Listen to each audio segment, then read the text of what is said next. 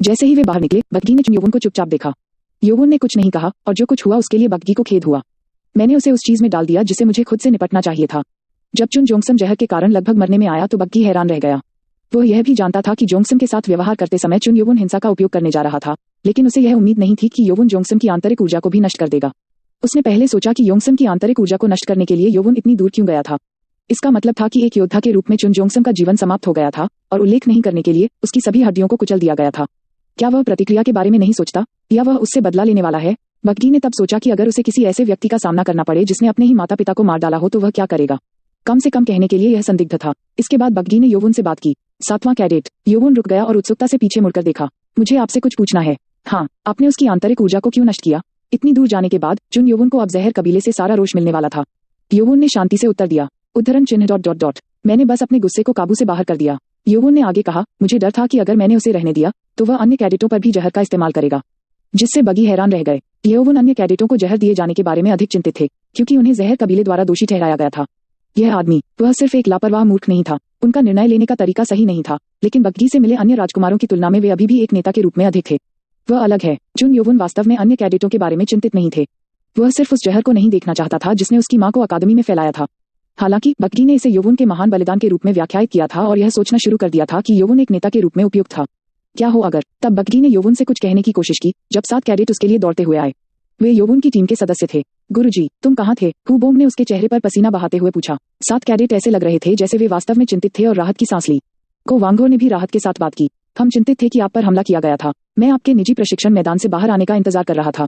ओह, योवुन को फिर याद आया कि वह वांगो के साथ रात के खाने के बाद एक साथ डॉम में वापस जाने के लिए बात कर रहा था। लेकिन जब 1 घंटे बाद योवुन बाहर नहीं आया तो वांगो ने अन्य सदस्यों के साथ अकादमी की तलाशी शुरू की। योवुन ने उनसे माफी मांगी। मुझे माफ करें। नहीं, यह अच्छा है कि तुम ठीक हो। बग्गी ने फिर उनकी तरफ देखा और फूट फूट कर मुस्कुराई। उसके पास पहले से ही अपने लोग हैं। बग्गी ने महसूस किया कि वह हमेशा दूसरे कैडेट से खुद को दूर रखता है, इसलिए जब वह 12वीं ग्रुप के लीडर थे तब भी कोई उनका पीछा नहीं करता था। योवुन ने बग्गी से पूछा, आप क्या कहना चाह रहे थे? नहीं, यह कुछ भी नहीं है। बग्गी ने सिर हिलाया और अपने कमरे में लौट आया। जब योवुन की टीम ने सुना कि उसके और चुन जोंगसम के बीच क्या हुआ है तो वे चिंतित हो गए।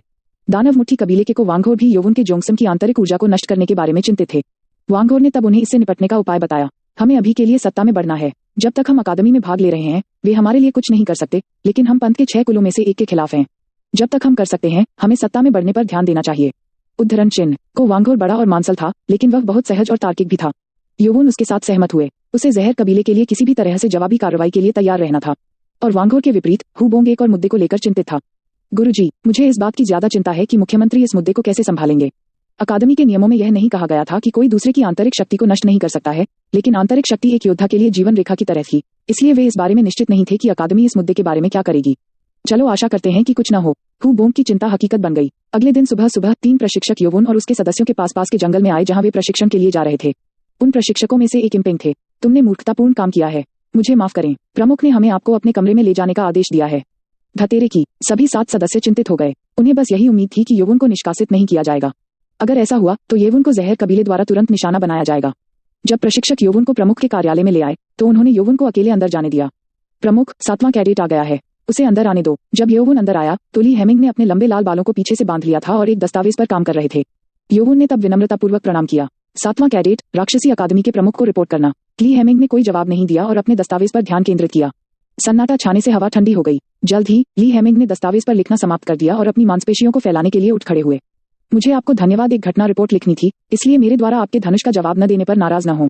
ली हामिंग इसी पर काम कर रहे थे। जो कुछ हुआ था उस पर उन्हें बाक जोंगमेंग और अन्य प्रशिक्षकों को रिपोर्ट करना पड़ा। हामिंग ने बैठक की मेज के पास की कुर्सी की ओर इशारा किया और योवुन को बैठने की अनुमति दी। ली हेमिंग योवुन के पार बैठ गए और अपनी उंगलियों को पार करके उसकी ओर देखा। वह क्या सोच रहा था यह बताना मुश्किल था। बहुत दिनों के बाद हामिंग ने कहा, तुम अभी जवान हो क्या? चलो पहले काम से निपटें। मुझे पहले अकादमी के प्रमुख के रूप में बोलने दो। प्रमुख के रूप में योवुन उत्सुक हो गया और हामिंग ने जारी रखा, आपने एक और कैडेट की आंतरिक ऊर्जा को नष्ट करके कुछ गंभीर नुकसान किया है। यहाँ समस्या यह थी कि अकादमी द्वारा अनौपचारिक रूप से पर्दे के पीछे से लड़ने और द्वंद्वयुद्ध की सिफारिश की गई थी, इसलिए वास्तविक लड़ाई कोई समस्या नहीं थी। आपने मूल रूप से एक मार्शल कलाकार को मार डाला। संभावना जताई जा रही थी कि इसके लिए सजा मिलने वाली थी। योवुन की आंखें कांप उठी। इसका मतलब था कि उसे निष्कासित भी किया जा सकता है। अकादमी में हमारे लंबे इतिहास के दौरान आप इस तरह की मूर्खतापूर्ण बात करने वाले पहले व्यक्ति हैं। अगर हम आपको ऐसा करने के बाद आजादी से चलने देंगे तो कुछ और भी होंगे जो इस तरह की मूर्खतापूर्ण हरकत की नकल करेंगे। उद्धरण चिन्ह। नहीं। योवुन ने अपना सिर नीचे कर लिया। हामिंग ने निष्कर्ष निकाला, इसलिए अकादमी के प्रमुख के रूप में मैं आपको अपने पीले टैग को बंद करने और जेल की कोठरी में 5 दिनों तक रहने का आदेश देता हूँ। योवुन की आंखें सदमे से फैल गईं। उद्धरण चिन्ह डॉट डॉट डॉट। क्या मुझे निष्कासित नहीं किया जा रहा है? निष्कासित? आप किस बकवास की बात कर रहे हैं? अकादमी में एकमात्र निष्कासन एक परीक्षण में विफल होने या आधिकारिक द्वंद्व के बाहर किसी अन्य कैडेट को मारने से है। उद्धरण चिन्ह। ओह, योवुन ने तब राहत की सांस ली। कम से कम सबसे खराब स्थिति तो नहीं हुई। हामेंग ने सिर हिलाया। हम्फ, राहत महसूस करना जल्दबाजी होगी। हामेंग ने कहा था, अगर उन्हें पीला टैग वापस करना पड़ा तो इसका मतलब था कि वह नेता बनने का अधिकार खो देंगे। 5 दिनों की जेल के बाद उसे बाहर आने पर टैग वापस पाने के लिए केवल 1 दिन का समय मिलेगा। लेकिन क्या आखिरी दिन पीले टैग के साथ कोई प्रशिक्षक बचेगा? उद्धरण डॉट डॉट डॉट। यह भी एक समस्या है। ली हेमिंग ने सभी कैडेटों को यह दिखाने के लिए ऐसी सजा दी थी कि जब कोई हिंसा के साथ बहुत दूर चला जाएगा तो क्या होगा। मैं तुम्हें 7 दिन रुकने वाला था, लेकिन इससे तुम्हें कोई मौका नहीं मिलेगा। यह ली हेमिंग की ओर से एक छोटा सा उपहार था। वह चुन योवुन जैसे प्रतिभाशाली व्यक्ति को खोने को सहन नहीं कर सका, हालांकि वह इस मुद्दे पर वास्तव में निराश था। ठीक है, तो इसके साथ अकादमी के एक वरिष्ठ स्नातक के रूप में आपकी मूर्खता के बारे में बात करते हैं। इसके बाद हेमिंग ने पूरे कार्यालय में अपनी शक्तिशाली ऊर्जा का संचार किया। यह इतना भयानक था कि इसने चुन योवुन को भी झकझोर कर रख दिया। हामेंग ने अपने कार्यालय को ढकने का कारण उस ध्वनि को छिपाना था जो कार्यालय से बाहर निकल सकती थी। मैं तुमसे बहुत निराश हूँ। जिस तरह से वह औपचारिक रूप से योवुन को दंडित कर रहा था, उसके विपरीत वह अब बहुत गुस्से में लग रहा था। मुझे आपसे बहुत उम्मीदें थीं और आपने कुछ ऐसा किया है जो केवल एक ठग ही कर सकता है। ली हेमिंग ने गुस्से में थूक दिया।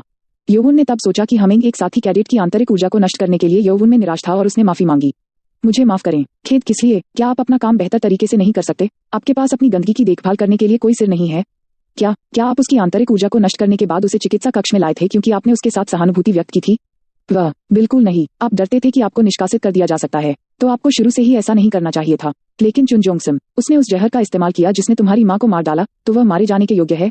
क्या यही है? योवुन भ्रमित था और शब्द उसके गले में फंस गए। ली हेमिंग ने जो कुछ हुआ था उसके बारे में हर छोटी छोटी जानकारी का पता लगा लिया था।